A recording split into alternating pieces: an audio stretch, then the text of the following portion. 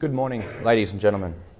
My research topic and studying findings I am presenting to you today are on the development and implementation of protected cropping in Northern Australia. Firstly, I would like to thank my sponsors, HIA and the Viertel Foundation, for providing the means to embark on this global adventure, and for Nuffield for piecing it together. As much as I was sceptical at the beginning about taking time away from the farm,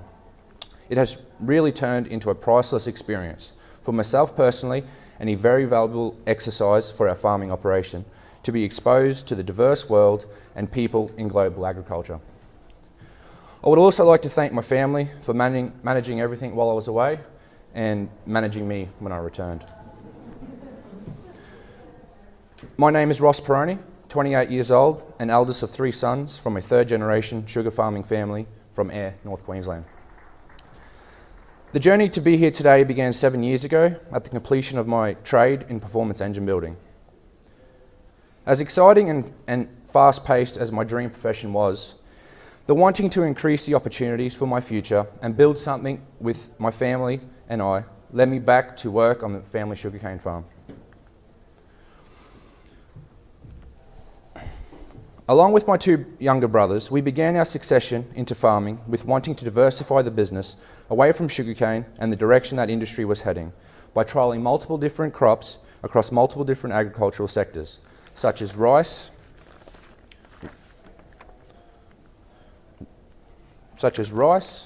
beans, cattle, milo and forage production, until beginning our development on our horticultural lines.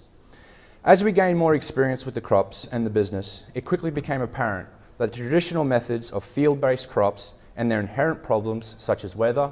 pests and disease made building a viable business plan that could meet our customers' consistency needs with our economic viability constraints was not going to work. Taking into consideration these requirements and the fact that North Queensland already produces the majority of Australia's winter vegetable crops, a new way of thinking about production to meet these needs led us down the path of investigating and commercially developing a protected growing system that draws on the best of current technologies while incorporating new innovations that match a tropical growing environment and the unique challenges that poses. At the same time we were beginning this development, I was presented with this once-in-a-lifetime Nuffield opportunity. And while I don't have the time today to share all the amazing insights and opportunities experienced I gained on the trip, I do have some takeaway points on my specific topic that I'd like to share with you, as well as what we have put into practice on the ground in North Queensland. Of the countless inputs and systems that need to be implemented in any protected growing system, such as irrigation, fertigation, growing media, climate control, and so on, which I outline in my report, the core consideration and the decision that sets the foundation that has a direct effect on all other decisions is the structure in which the production is housed and to the extent which the environment can be controlled and at what cost. These are a few examples I encountered in my research of the different types used and the advantages and limitations I found with each. The first examples of a protected cropping system working in a hot, hostile conditions similar to those of the extremes of Northern Australia that I encountered on my trip was the vegetable and ornamental industry in the Arava Desert of Israel. Located at the southern tip of the country, the 100-mile stretch between the Red and Dead Sea was the harshest environment I had ever seen large-scale agriculture not just attempted but thriving in. The 500 plus farmers and their respective private and cooperative businesses accounted for 60% of the country's fresh exports of 150,000 tonnes annually. What makes their success even more astounding, other than their harsh environment and isolation, is the lack of clean water sources. According to our guide, all water for agriculture use in the area was pumped from deep aquifers up to 1 kilometre deep, with the water at the surface containing salinity levels usually deemed too high anywhere for production to occur. However, here it is successfully harnessed and managed for crop production through a combination of desalination innovations and application techniques, which involve the practice of controlled overwatering of the crops as to push the salts below the root zone. The soil in this region was also initially an unviable situation to support crop production, so a system of deep trenching and extraction was performed with clean, suitable sand sourced from elsewhere in the desert, utilised to allow the correct texture and drainage needed for crop support and the quick leaching of accumulating salts. The structure design pioneered and predominantly used by farmers in the area works by utilising the favourable aspects of their environment conditions to passively mitigate the worst. This was done by development of a sawtooth or vented roof plastic covered greenhouse. This design works by incorporating either one or two closable vent openings at the peak of each structure's roof arcs running the full length of the building. As the prevailing winds flow over the roof and the opening, a slight low pressure condition is created, drawing out excessive heat or humidity present in the greenhouse. The roof is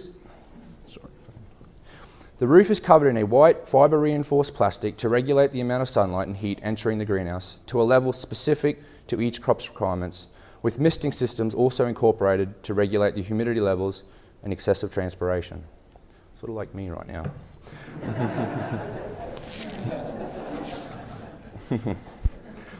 Another key location managing to work in hot, harsh conditions that I encountered on my travels was the Cravo Greenhouses demonstration site in Culiacán, Mexico. These unique houses incorporate a completely retractable roof design, utilising the best of outdoor and shaded production conditions,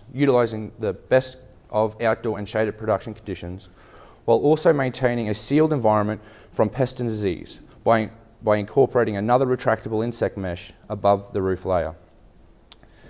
This was demonstrated in detail on site on a 36-degree day by effectively bringing the temperature up as quickly as possible in the morning to optimise the limited light, and closing as the day warmed up and surface temperatures started to cause excessive transpiration rates.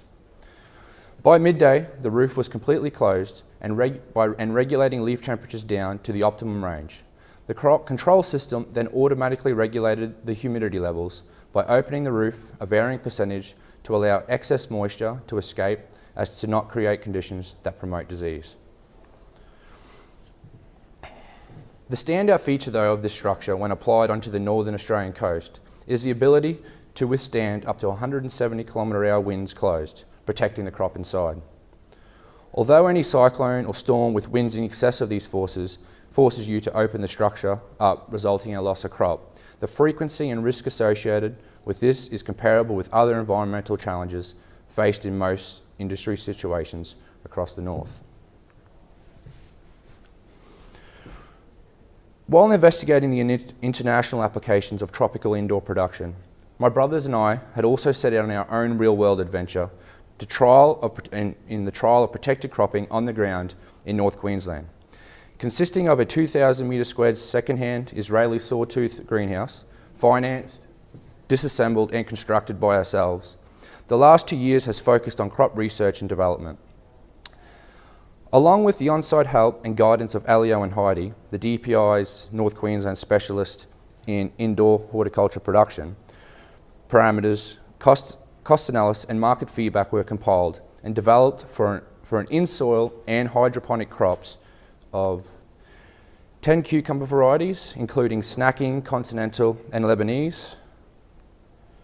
32 tomato varieties, from traditional gourmet to grape and cherry tomatoes and everything in between, 5 eggplant varieties, including white, black and the purple varieties, and 25 capsicum varieties, from the traditional blocky capsicum in their full colour range to snacking and long sweet varieties. The key points that I feel that need to be considered from this research, both internationally and on the ground, to ensure it is successfully implemented are a clear identification of target market and their exact specifications and price points, target growing season and alternate supply when offline. If you go offline, we've also proven that you can go 12 months. Suitable crop genetics and agronomy practices for that crop in your specific climate with your specific production systems. What structure, growing medium and fertigation system is best suited to your situation, and growing capabilities, especially if transitioning to hydroponics. While still in the final stages of commercialisation on our own farm, a viable framework for successful large-scale hydroponic indoor vegetable production has now become a reality in Northern Australia.